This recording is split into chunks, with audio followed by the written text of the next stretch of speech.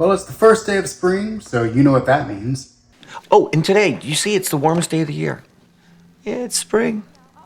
It's spring, goddammit. And look at them, they're all wearing their little summer dresses.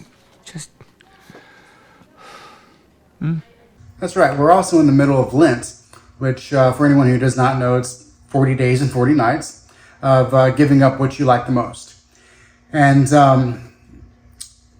I remember back in 2002 when this movie came out that it was liked by everyone in my school, and then come to find out that it was not very successful critically.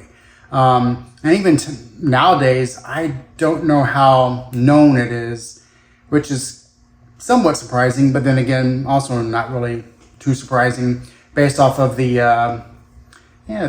partially some of the box office, and then also the reviews. And I think nowadays it would easily be one of those movies that people say, that could never be made nowadays. But when it did come out, it was very well talked about because easily this movie might set the record for just the number of attractive women in it, and possibly the number of, there's a lot of women who get nude. There is an abundant amount of sexual talk in the movie. But it is a very centered on being a romantic comedy, whereas the comedy is not just lighthearted, funny bits, but the comedy is more raunchy natured.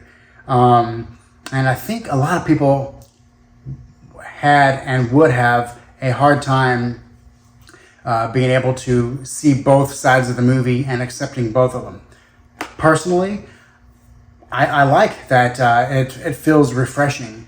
It does take the romantic side of it and goes deep into it. And then, of course, with the comedic side, there is definitely some parts that go beyond what you would typically see in a romantic comedy. But that's a part of what made it popular among, well, I would say young teenagers when it came out. But even as rewatching it here lately, which I do rewatch the movie quite often. It's a movie that I watch around Lent every year. It just obviously it's the perfect time of the year to watch it.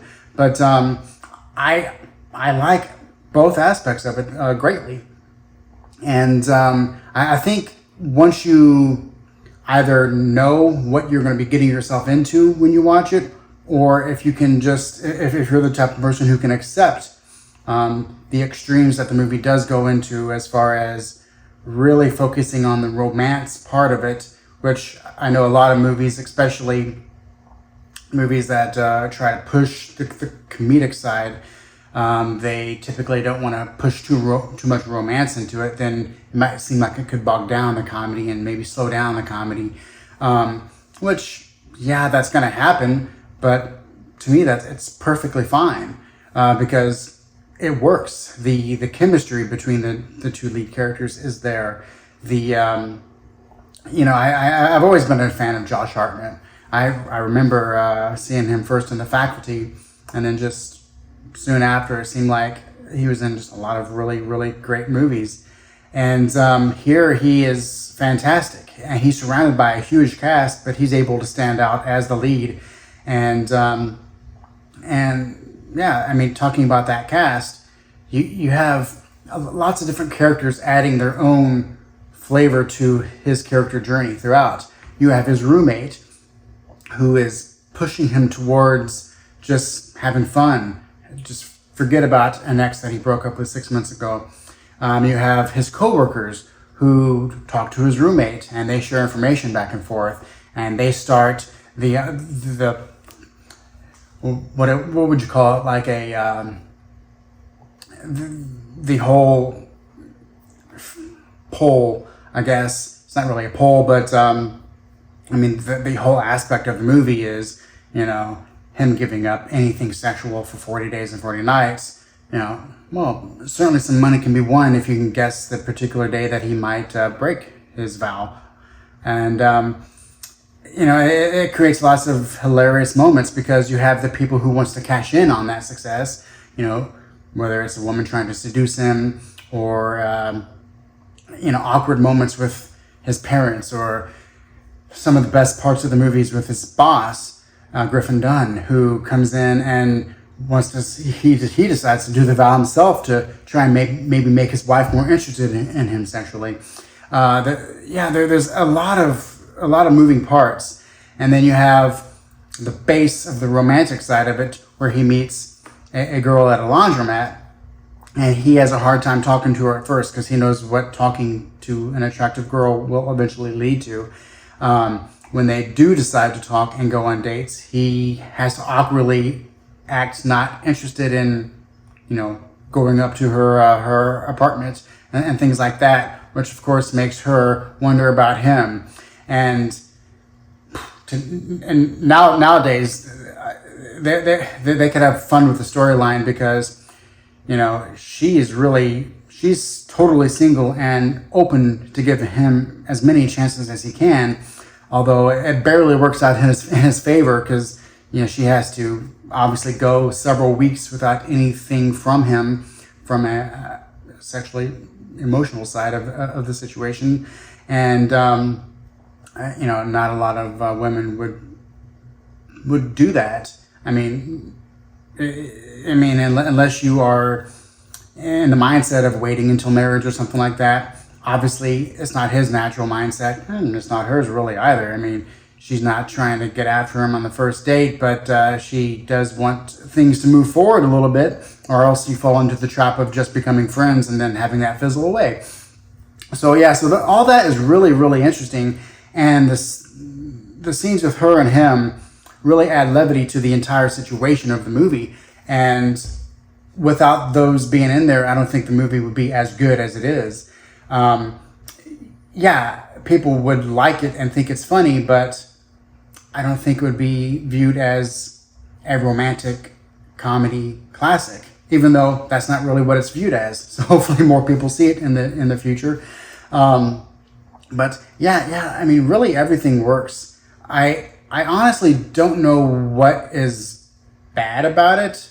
I would like to be enlightened with plot holes, which I don't really. It's not a paper thin story, but it's not layered that much. Most of the layers in the story is just with the characters and their interactions, knowing how he talks to one person and that one person talks to the other person, and this person convenes with the other one and they figure stuff out.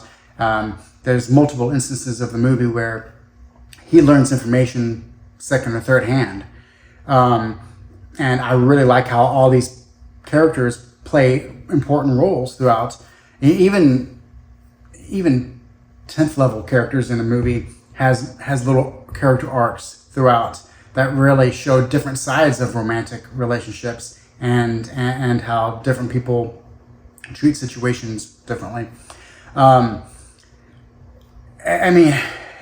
Honestly, if you can accept that it's a romantic comedy that leans on the raunchy parts, and if you can accept the fact that, sure, you're not going to laugh out loud throughout every single scene, for the most part, there's going to be lots of comedy thrown in with some deep romance. And I'm trying to think, is that really the biggest reason why it got negative reviews? I did not look up the reviews prior to this. I just remember them being negative, having low scores everywhere. Not incredibly low or anything, but low enough to where the movie did not get propelled into the cultural zeitgeist as much as it should be. And I don't know. I think it's a shame because certain movies I can understand more why they're low. They have lower ratings. This one I can only understand why some people might have a problem with it, but not necessarily think that it's a bad movie per se, other than them personally just not getting into the style that the movie goes for. Speaking of style, someone could easily watch this and just because they know the year that it was released, they could do the old, oh, this is so 2002. But I do like that.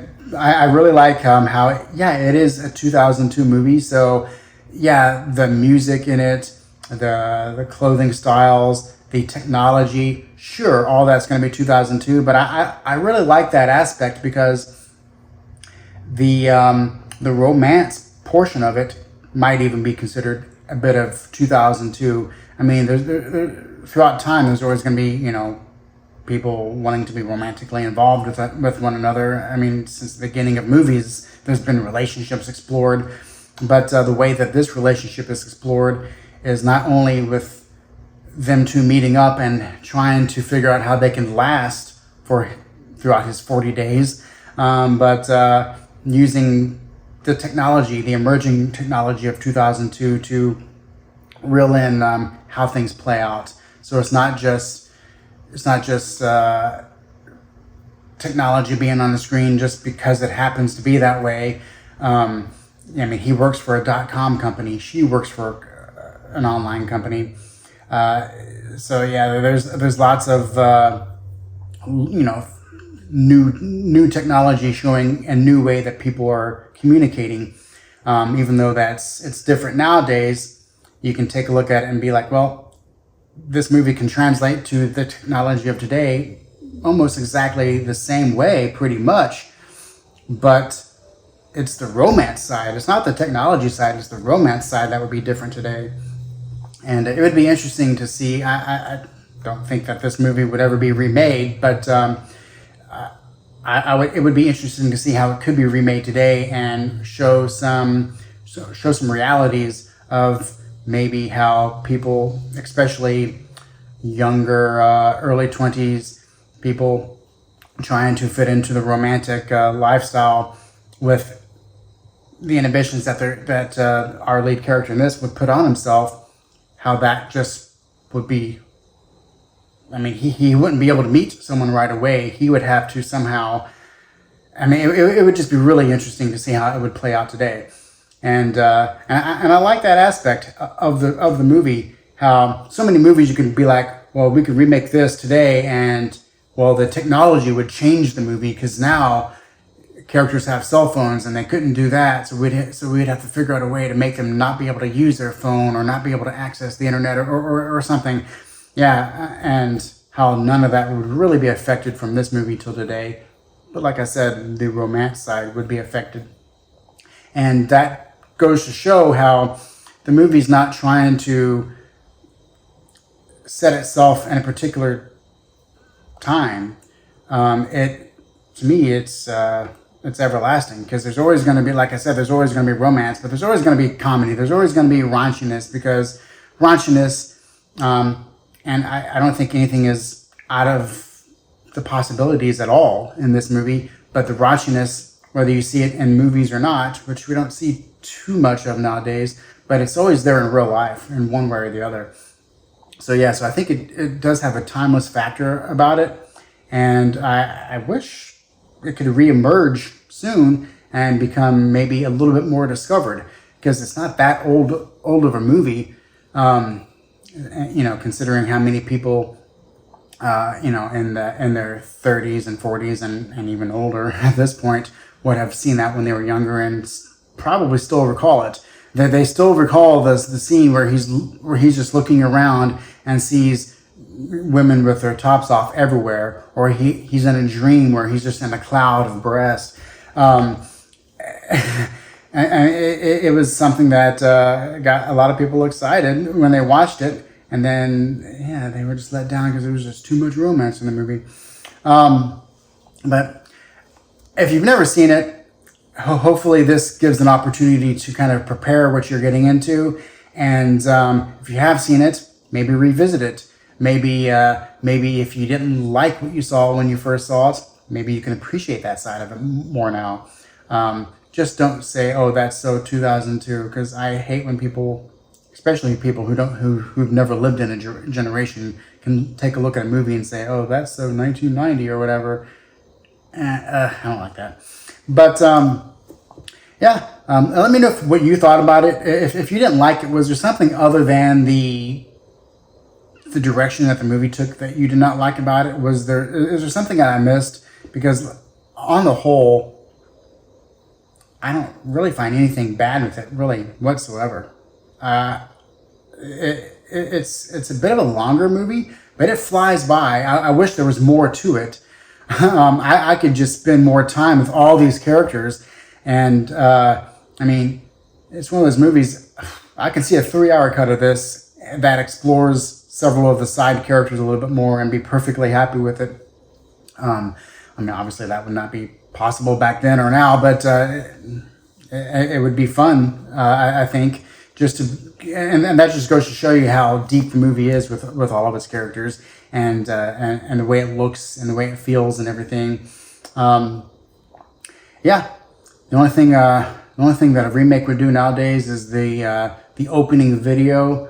The video that he takes of him and his girlfriend and his friend exploring San Francisco. Oh, that'd be 4K nowadays with camera phones. But I mean, other than that, not too much needs to change in the form of technology. You can easily translate what's in 2002 until today, and that timeless classicness combined with a really good romantic plot with some really downright hilarious scenes and lots of little funny moments.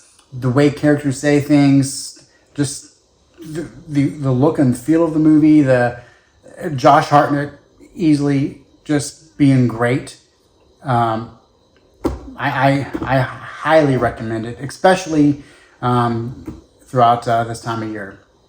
Yeah, so let me know in the comments below what you thought of it, and like I said, definitely let me know if there's some bad things about it. Not personal bad things. You didn't like the way something happened.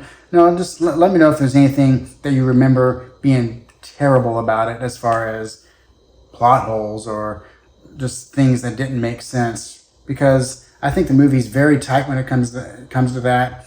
And yeah, I'm gonna watch it once every couple of years, if not more, and I will thoroughly enjoy it.